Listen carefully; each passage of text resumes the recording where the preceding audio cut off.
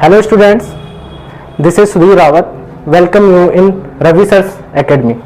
आज मैं आपके लिए कुछ प्रीवियस ईयर क्वेश्चंस लाया हूं जो एलटी मैथमेटिक्स एंड लेक्चरर के एग्जाम में पूछे गए हैं उत्तराखंड में।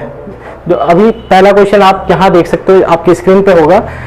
The question is if alpha and beta are the roots of equation x square minus x plus 1 is equal to 0, then the equation whose roots are alpha square and beta square। अब यहाँ पे क्या है, आपके पास में एक equation given है x square minus x plus 1 is equal to 0, जिसकी क्या है आपके पास में रूट्स गिवन है अल्फा एंड बीटा। अब आपको एक ऐसी इक्वेशन फॉर्म करनी है जिसके रूट्स क्या होंगे, alpha square and beta square. तो ये इस क्वेश्चन को अटेम्प्ट करने का जो सही प्रोसीजर है, उसके लिए क्या करना पड़ेगा आपको कि आपको इक्वेशन वो चाहिए जिसके रूट्स क्या होंगे, इसके स्क्वायर में होंगे। तो आप क्या करोगे, y is equal to x square substitute कर लोगे। ठीक है, ये एक्स स्क्वायर क्यों सब्स्टिट्यूट करना है y की जगह, क्योंकि मुझे y वो इक्वेशन चाहिए जिसमें क्या होगा, जो प्रीवियस इक्वेशन है मेरी उसके क्या होगा, उसके रूट्स किस टाइप में मिले मेरे को, alpha square and beta square में। ठीक है, तो अल्फा बीटा अगर पहली वाली इक्वेशन के रूट्स है तो इसके लिए क्या करना पड़ेगा, अगर मेरे को वो रूट्स कैसे चाहिए, स्क्वायर में चाहिए, तो उसके लिए मुझे क्या करना पड़ेगा, उस इक्वेशन में क्या एक नई इक्वेशन फॉर्म करनी पड़ेगी, जो मैं y के वेरिएबल में ले रहा हूं, और उसकी जगह क्या सब्स्टिट्यूट कर लूंगा, एक्स स्क्वायर को सब्स्टिट्यूट कर लूंगा। ठीक है, तो अब y is equal to x square है, यहां से मैं x की वैल्यू फाइंड कर सकता हूं। x इज इक्वल टू क्या हो जाएगा, under root y, plus minus y भी ले सकते हो आप, मोस्टली हम क्या ले लेंगे इसको, प्लस रूट वाई। ठीक है, इसके रिस्पेक्ट में हम क्या x की जगह हम प्लस रूट वाई सब्स्टिट्यूट कर लेंगे, तो मेरी इक्वेशन क्या बन जाएगी, अंडर रूट वाई का square minus under root y plus 1 is equal to 0। ठीक है, अंडर रूट वाई की वैल्यू क्या हो जाएगी आपकी, अंडर रूट वाई का होल स्क्वायर माइनस 1। ठीक है, क्या क्या स्टूडेंट, मैंने इस रूट वाई को इस तरफ शिफ्ट कर लिया। ठीक है, तो ये स्क्वायर करने पे क्या हो गया, ये y बन चुका है और ये 1। ठीक है, अब ये रूट वाई का होल स्क्वायर क्या हो जाएगा, इसको दोनों साइड हम इसका स्क्वायरिंग कर लेंगे। यहाँ पे स्क्वायरिंग करने के बाद हमें क्या मिलेगा, y square equal to y under root y का whole square into y minus 1 का होल स्क्वायर। ठीक है, ये क्या आ गया, Y square plus 1 minus 2y। ठीक है, अब ये इक्वेशन आपको इस y को उस तरफ शिफ्ट किया, y square minus 2y minus y plus 1।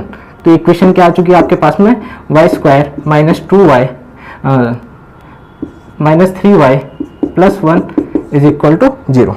एक बार आप लोग चेक कर लीजिएगा कहीं कोई मिस्टेक तो नहीं है। ये था स्टूडेंट, एक मिस्टेक हो गई थी यहाँ पे, हमने इस रूट वाई को इस तरफ शिफ्ट किया है, बल्कि ये चेंज नहीं किया मैंने। ठीक है, तो इनका साइन चेंज नहीं होगा, ये आ जाएगा इस तरीके से, ये y प्लस 1 का होल स्क्वायर होगा प्लस 2y माइनस वाई, और ये आ चुका आपके पास में क्या, प्लस y। ठीक है, अभी ये हमारे पास में नई इक्वेशन आ चुकी है y के टर्म्स में। यहाँ पे वेरिएबल क्या है आपका, y है, जिसके रूट्स क्या होंगे, पहली वाली रूट्स के स्क्वायर में होंगे। ठीक है, तो यहाँ पे मैं कर लूंगा क्या, रिप्लेस y बाय x, तो हो जाएगा x square plus x plus 1 is equal to 0। तो ये आपके पास में क्या हो जाएगा, this is the correct option.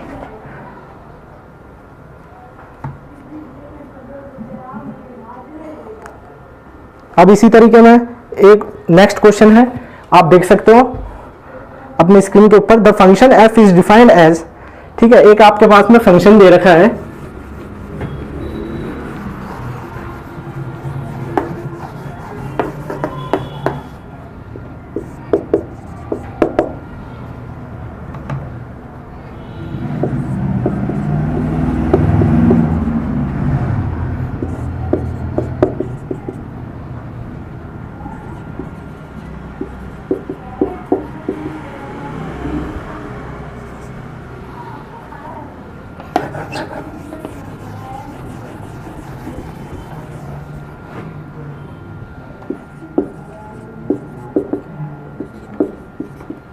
ये आपके पास में फंक्शन गिवन है।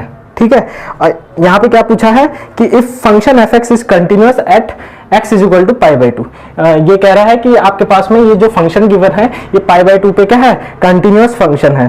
तो यहाँ पे हमें वैल्यू फाइंड करनी है किसकी, k की वैल्यू फाइंड करनी है। ठीक है फ्रेंड्स, किसकी वैल्यू फाइंड करनी है आपको, k की वैल्यू फाइंड करनी है। अब देखो आप कंटिन्यूअस फंक्शन की एक होता है कंटिन्यूअस फंक्शन, कैसे चेक करते हैं हम, limit x tends to a f x is equal to f a. ठीक है, ये आपकी कंटिन्यूअस फंक्शन होता है। ठीक है, जो अगर इस चीज को, इस कंडीशन को सेटिस्फाई करता है तो क्या होगा, आपका कंटिन्यूअस फंक्शन होगा। ठीक है, अब यहाँ पे ए क्या है, ए हमारे पास में पाई बाई टू गिवन है। ठीक है, और ये हो जाएगा आपका एफ पाई बाई टू। अगर मैं क्या करूं इस फंक्शन में, ठीक है, पाई बाई टू पे इसकी लिमिट चेक करूं तो ये फंक्शन क्या आएगा, क्या ये function at pi by two के इक्वल होगा। अगर ये होगा, इस चीज को सेटिस्फाई करता है तो हमारा कैसा फंक्शन होगा, ये कंटिन्यूअस फंक्शन होगा। ठीक है स्टूडेंट, तो इसमें देखते हैं हम, ये आपका LHS ले लिया। ठीक है, x टेंड्स टू, और fx की वैल्यू क्या है आपके पास में, k cos x upon pi minus 2x। ठीक है, अब इस लिमिट को हम अंदर सब्स्टिट्यूट करेंगे, तो जैसे हम क्या कर रहे हैं, लिमिट सब्स्टिट्यूट करेंगे तो cos पाई बाई टू क्या बन जाएगा आपका, cos पाई बाई टू क्या होता है 0, और यहाँ पे क्या बन जाएगा आपका pi minus 2 into pi by to, तो 2 से 2 कट जाएगा तो ये क्या बन जाएगा पाई माइनस पाई। ये किस तरीके की फॉर्म आ गई आपकी, 0 बाई 0 की फॉर्म आ गई। ठीक है स्टूडेंट, तो ये कैसी फॉर्म होती है आपकी, इनडिटरमिनेंट फॉर्म होती है। तो इनडिटरमिनेंट फॉर्म को सॉल्व करने के लिए क्या यूज करते हैं हम, LH रूल को, एल हॉस्पिटल रूल को यूज करते हैं। तो एल हॉस्पिटल रूल क्या कहता है कि न्यूमरेटर का डिफरेंशिएशन, ठीक है, और डिनोमिनेटर का डिफरेंशिएशन, ठीक है, दोनों सेपरेटली करेंगे। तो यहाँ पे न्यूमरेटर का डिफरेंशिएशन क्या हो जाएगा, cos x का डिफरेंशिएशन माइनस sin x, ठीक है, अपॉन पाई माइनस 2, ये पाई यहाँ कांस्टेंट हो गया तो इसका डिफरेंशिएशन 0 माइनस 2। ठीक है स्टूडेंट, अब यहाँ पे हम क्या कर लेंगे, अपनी लिमिट सब्स्टिट्यूट कर लेंगे। x पाई बाई 2 पे क्या बन जाता, साइन क्या बन जाता, साइन पाई बाई 2 प्लस 1, और ये माइनस से माइनस कट जाएगा तो ये क्या बन गया आपका k अपॉन 2। ये आपकी क्या वैल्यू आ गई, ठीक है, LHS में क्या आ गया आपका, इसको सॉल्व किया हमने तो इसकी वैल्यू आ गई k बाई 2। ठीक है, और f पाई बाई 2 की वैल्यू क्या गिवन है आपकी, फंक्शन की वैल्यू f पाई बाई 2 कितनी गिवन है, 3 दे रखी है। ठीक है, तो ये हो जाएगा क्या, यहाँ पे इस इक्वेशन 1 इसको अज्यूम कर लेता हूं मैं, इसकी वैल्यू हम इक्वेशन 1 में सब्स्टिट्यूट कर लेंगे तो क्या बन जाएगा, k by 2 is equal to f pi by 2। ठीक है, अब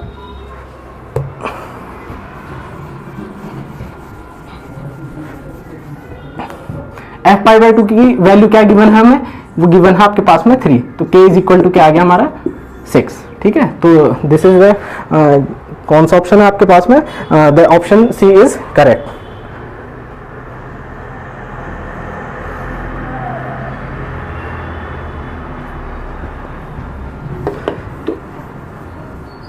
अभी जो हमने पहला क्वेश्चन देखा था वो कहाँ से था आपका, वो थ्योरी ऑफ इक्वेशन से था, और ये दूसरा किससे था, ये कंटिन्यूटी से था। ठीक है, इसी के आगे हम एक और चैप्टर लेते हैं, एक और क्वेश्चन लेते हैं जो आपका रिंग थ्योरी से पूछा गया है। आप अपने स्क्रीन पे देख सकते हो, in a ring R an element x is said to be an idempotent element if x is equal to x। How many idempotent elements are there in the ring Z10 modulo 10 group. ठीक है, आपके पास में क्या given है, एक ये modulo 10 ring define किया है। ठीक है, अब इसमें क्या पूछ रहा है आपके पास में कि आपको वो एलिमेंट फाइंड करने हैं जो क्या है, आइडेम्पोटेंट एलिमेंट है। अब आइडेम्पोटेंट एलिमेंट की कंडीशन क्या होती है कि वो एलिमेंट जिनको स्क्वायर करने पे क्या मिल जाए, आपको वापस से वही एलिमेंट मिले, तो क्या होता है आपका आइडेम्पोटेंट एलिमेंट होता है। अब हमें मॉडुलो 10 के एलिमेंट देखने हैं सबसे पहले। तो मॉडुलो 10 में कितने ऐसे एलिमेंट होते हैं जिनको क्या जो जिनका स्क्वायर करने पे क्या हमें वापस से वही नंबर मिले, वही एलिमेंट मिले। ठीक है स्टूडेंट, तो सबसे पहले इसका मैं आपको शॉर्टकट फॉर्मूला बता दूंगा, लेकिन सबसे पहले हम प्रोसीजर से समझते हैं ये क्या है। ठीक है, अब मॉडुलो 10 को मैं देख सकते हैं, इसमें क्या क्या एलिमेंट आ जाएंगे, 0 1 2 3 4 5 6 7 8 9। ठीक है स्टूडेंट, ये हो गया आपके पास में। बल्कि हम Z10 में लेके हम छोटा सा ग्रुप ले लेते हैं ताकि हम उस पर इजीली से समझ सके और एक कॉन्सेप्ट बिल्डअप कर सके जो हमारा शॉर्टकट बनेगा। ठीक है, मैंने मॉड्यूलो 2 ले लिया है। ठीक है स्टूडेंट, तो मॉड्यूलो 2 में क्या आ गया 0 और 1, ये दो एलिमेंट आ चुके हैं। अब देखो इसके पास में ऐसे कौन से एलिमेंट है जो इस क्राइटेरिया को फुलफिल करते हैं। देखो अब 0, अगर मैं 0 इसमें से एलिमेंट लेता हूं तो उसका स्क्वायर करने पे भी मुझे क्या मिलेगा 0 मिलेगा। उसी तरीके से सेम वे 1 का स्क्वायर करने पे मुझे क्या मिलेगा 1 मिलेगा। तो इसके पास कितने आइडेम्पोटेंट एलिमेंट हो गए, तो इसके पास में आइडेम्पोटेंट एलिमेंट हो गए, आइडेम्पोटेंट एलिमेंट कितने हो जाएंगे 2। ठीक है, 0 और 1। इसी तरीके से हम क्या दूसरे मॉड्यूलो 3 के लिए ले लेते हैं। ठीक है, मॉड्यूलो 3 के लिए लिया, इसके पास में क्या क्या एलिमेंट है 0 1 2।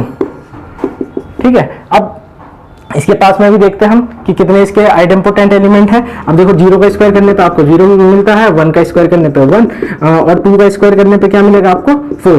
क्या ये 2 के इक्वल है किसके रिस्पेक्ट में, मॉड्यूलो 3 के रिस्पेक्ट में? बिल्कुल नहीं है। आपको पता है ये मॉड्यूलो 3 के रिस्पेक्ट में किसके इक्वल है, ये 1 के इक्वल हो जाएगा। ठीक है, तो ये जो 2 है आपका वो किस प्रॉपर्टी को सेटिस्फाई, इस कंडीशन को सेटिस्फाई नहीं कर रहा, तो आइडेम्पोटेंट एलिमेंट ही है। ठीक है, तो इसके पास अगेन वापस कितने आइडेम्पोटेंट एलिमेंट मिले हमें 2। ठीक है, 0 और 1। इसी तरीके से हम किसके लिए देख सकते हैं, Z4 के लिए देख सकते हैं। ठीक है, Z4 के पास में भी क्या 0 1 2 3, इसके पास में भी क्या हो जाएगा 0 तो है आइडेम्पोटेंट एलिमेंट, 1 भी है इसके पास में आइडेम्पोटेंट एलिमेंट। क्या इसके पास में 2 आइडेम्पोटेंट एलिमेंट होगा? बिल्कुल नहीं, क्योंकि 2 का स्क्वायर करने पे क्या मिलेगा मुझे 4 और मॉड्यूलो 4 के रिस्पेक्ट में इसकी वैल्यू क्या हो जाती है आपकी 0 हो जाती है। ठीक है स्टूडेंट, तो ये 2 भी किस क्राइटेरिया को फुलफिल नहीं कर रहा है, आइडेम्पोटेंट की नहीं कर रहा है। और 3 का स्क्वायर करने पे आपको क्या मिलेगा 9 और ये मॉड्यूलो 4 के रिस्पेक्ट में किसके इक्वल हो जाता है, ये 1 के इक्वल हो जाता है। ठीक है स्टूडेंट, तो ये भी किसकी क्राइटेरिया को फुलफिल नहीं कर पा रहा है, आइडेम्पोटेंट एलिमेंट। तो इसके पास अगेन वापस कितने एलिमेंट हो गए 2 एलिमेंट हो गए। ठीक है स्टूडेंट, तो यहाँ पे एक जो शॉर्टकट पे आपको बताना चाह रहा था कि अगर आपके पास में Zn मॉड्यूलो n, ठीक है, ये आपके पास में रिंग गिवन है, तो इसके पास में हमेशा आइडेम्पोटेंट एलिमेंट होंगे 2 टू द पावर, ठीक है, number of prime divisor of n। ठीक है, इसको मैं ये शॉर्टकट आप देख सकते हो, number of idempotent element in Zn is equal to क्या हो जाएगा 2 to the power d, where 2 to the power d, where d is equal to number of prime divisor of n। ठीक है, n के जितने भी प्राइम डिवाइजर होंगे, जो भी प्राइम नंबर n को डिवाइड कर रहे हैं, वो क्या हो जाएगा आपका 2 हो जाएगा। ठीक है, अब यहां पे देखो मैंने मॉड्यूलो 2 लिया था स्टूडेंट, तो मॉड्यूलो 2 में क्या था आपके पास में, मॉड्यूलो 2 में प्राइम एलिमेंट कितने थे 2 थे। ठीक है, अब अगर मैं इस तरीके से इसके अकॉर्डिंग देखूं तो यहां से क्या हो जाएगा, उसके पास में मॉड्यूलो 2 के पास में क्या, मॉड्यूलो 2 में n की वैल्यू 2 होगी, तो इसके यहाँ पे d की वैल्यू क्या हो गई, तो प्राइम एलिमेंट क्या है जो 2 को डिवाइड कर रहा है, सिर्फ 2 कर रहा है ना, तो क्या कितना होगा इसके पास में d की वैल्यू 1 होगी। तो इस केस में इसके Z2 में नंबर ऑफ आइडेम्पोटेंट एलिमेंट क्या थे 2 टू द पावर 1 2, जो क्या थे 0 और 1 थे। इसी तरीके से Z मॉड्यूलो 3 में भी क्या होंगे, आइडेम्पोटेंट एलिमेंट कितने हो जाएंगे आपके पास में, इसमें भी क्या हो जाएगा, इसके भी प्राइम डिवाइजर कितने हैं इनके, ओनली 1 है। ठीक है, 2 टू द पावर 1। इसी तरीके से मॉड्यूलो 4 भी देखा था हमने। ठीक है, तो मॉड्यूलो 4 था, तो इसमें भी कितने होंगे, इसके प्राइम एलिमेंट क्या है जो इसको डिवाइड कर रहे हैं 4 को ओनली 2 है। ठीक है, 2 टू द पावर 1। अगर हम Z6 देखें मॉड्यूलो 6, ठीक है, तो इसके पास में कितने हैं प्राइम डिवाइजर इस 6 के, इसको 2 भी डिवाइड करता है और 3 भी डिवाइड करता है, और दोनों के दोनों कैसे एलिमेंट है, प्राइम एलिमेंट है, तो 2 टू द पावर 2। तो इसके पास में क्या होंगे, आपके पास में कितने आइडेम्पोटेंट एलिमेंट हो जाएंगे 4 हो जाएंगे। ठीक है स्टूडेंट, तो हमारे पास में क्वेश्चन क्या था, मॉड्यूलो 10 के पास में कितने ऐसे एलिमेंट है जो आइडेम्पोटेंट है। ठीक है, तो इसी कॉन्सेप्ट से देखेंगे हम, तो मॉड्यूलो 10 के डिवाइडर 10 के प्राइम डिवाइडर कितने हैं यहाँ पे, एक तो आपका 2 डिवाइड करता है 10 को और 5 भी डिवाइड करता है, बाकी इन दोनों के अलावा आपके पास में कोई भी प्राइम नंबर नहीं है, तो 2 टू दी पावर 2।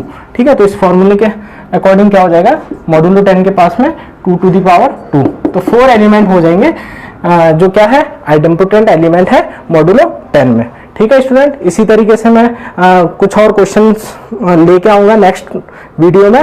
ओके, तब तक के लिए थैंक यू सो मच।